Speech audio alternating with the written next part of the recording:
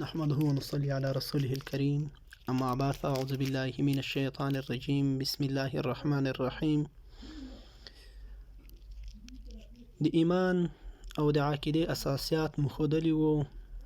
په هغې کې څلور اساسیات د عقیدې مخکې سبق کې تر شوي وو. پنځم اصل او بنیاد د عقیدې چې دی هغه ایمان راوړل دي په ورځ د آخرت باندې. انسان که په ورځ د آخرت باندې ایمان رونوړي نو دا هم مؤمن نه بلل کېږي، دا هم کامل مؤمن نشي جوړېدی. نو په ورځ د آخرت باندې به هم د موږ تاسو ایمان وي. خو په ورځ د آخرت باندې ایمان څه معنا؟ اول ورځ د آخرت، دغه ورځ ته د آخرت ورځ هم ویلی کېږي او د قیامت ورځ هم ورته ویلی کېږي. د قیامت ورځ ځکه ورته ویلی کېږي قیامت د قیام نه دی، قیام ویلی کېږي دردل ته. نو په دغه ورځ باندې به هم ټول خلک د الله جل جلاله حضور ته درېږي. او د آخرت ورځ ځکه ورته ویل کېږي چې آخرت د آخر نه دی، دا هم آخري ورځ د دنیا ده او دا آخري ورځ ده چې د دې نه وروسته بیا ورځ نه راځي. د دې نه وروسته به بیا ټول جنتیان جنت ته ځي او دوزخیان به دوزخ ته ځي. او په جنت کې یو داسې حالت دی چې هلته شپه نه راځي، هلته ټوله وخت داسې وي لکه ورځ. او جهنم کې بیا سزاګانې او عذابونه دي چې هلته بیا د شپې او د ورځې پته نه لګي. نو دا یوه اخرنۍ ورځ ده، ځکه ورځ د آخرت ورته ویلی کېږي. نو دا هغه ورځ ده چې په دې ورځ کې به خلک بیا راژوندي شي، خلک به راژوندي شي، د الله جل جلاله حضور ته به ودرېږي او د هغې خلکو نه به پوښتنه کېږي.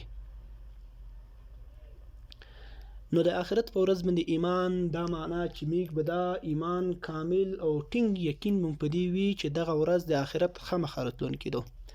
خو لیکن د آخرت په ورځ باندې ایمان راوړل معنا درې شیون باندې چې موږ ایمان ولرو نو دا د آخرت په ورځ باندې ایمان راوړل معنا شوه. یو په بعث باندې، معنا د مرګ نه وروسته په راجګېدل باندې. دویم په جزا او په حساب باندې. او دریم په جنت او په دوزخ باندې. په نن سبق کې به د دوه بیان کو، اول دوه. په راتلونکي سبق کې به انشاءالله د دریم قسم بیان کو. اول ایمان په بعث باندې. بعث معنا د مرګ نه وروسته راژوندي کېدل، د مرګ نه وروسته بیا راجګېدل، دې ته بعث ویلی کېږي. د قیامت په ورځ باندې یوه مقرره ملایکه ده چې هغې ته حضرت اسرافیل علیه السلام ویلی کېږي. دا حضرت اسرافیل علیه السلام به د الله جل جلاله په امر باندې په هغه شپېلۍ کې فکای وکړي. دغه شپېلۍ او ښکار چې دی د دې په باره کې مختلف اقوال د علمای کرامو دي.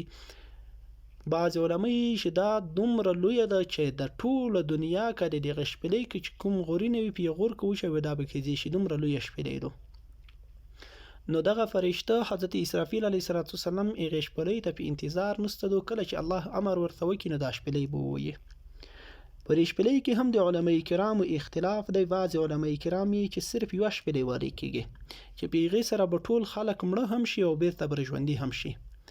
بعضې علمای کرام یې چې نه یوه شپېلۍ ویلی کېږي، خو مړه کېدن د خلک همداسې دی، صرف ژوندي کېدل دپاره دا یوه شپېلۍ ویلی کېږي. بعضې علمای کرام یې چې نه دوه وره شپېلۍ ویلی کېږي.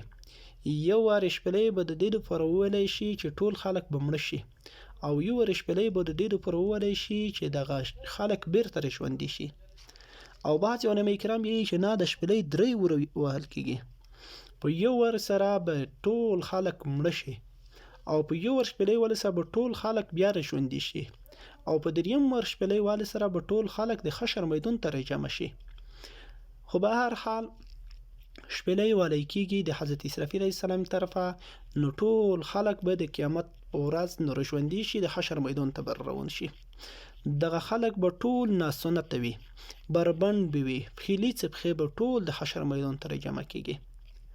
حدیث کې راځي رسول الله صلی الله علیه وسلم چې کله دا خبره وکړه چې ټول به ناسنته بربنډ او پښې لیڅې د حشر میدان ته جمع کېږي، حضرت عایشه صدیقه رضی الله عنها ورته فرمایي یا رسول الله نو دا خو به یو انسان د بل انسان په عورت باندې سترګې لګي، رسول الله صلی الله علیه وسلم ته چې نه دا داسې د هیبت او د سختۍ ورځ ده چې په دغه ورځ باندې به یو انسان د دې نه نه وي خبر چې د مو په څنګ کې بل کس ولور دی یا د مو سره یو بل کس روان دی د هغه عورت ته فکر کېدل، عورت ته کتل دا خو لرې خبره ده، بلکې به دومره به پریشانۍ کې به وي چې د خپل څنګ د ملګري نه به خبر هم نه وي چې د مو په څنګ کې یو څوک روان دی. نو دغه رجګدل چې دی دا هم د حکمت په تقاضا دی چې الله جل جلاله به د ټول خلق بیا ژوندي کړي او د حشر میدان ته به جمع کړي. نو د قیامت په ورځ د ایمان وروړل درې معنی کې اول معنی دا چې په بعث باندې پر رجګدل باندې میګ ایمان، دویم په جزا او په حساب باندې میګ ایمان دی. بنده چې کوم عمل کړی وي دغه بنده سره په عمل حساب کیږي، که نیک کوری کړی وي نیک عوض به ورکولی کېږي، ثواب به ورکولی کېږي، او که چا بد کور کړی و د هغې به بده سزا ورکولی کېږي او د چا سره به هیڅ قسم ظلم نه کېږي. خو لیکن د الله جل جلاله رحمت ډیر غالب دی. کوم انسان چې نیکي کړي وي نو هغه نیکي یو په لس الله جل جلاله ته بدلوي، او کومه چې ګناه کړي وي هغه د هغې ګناه په مقابل کې په هماغه یوه ګناه باندې سزا ورکولی کېږي.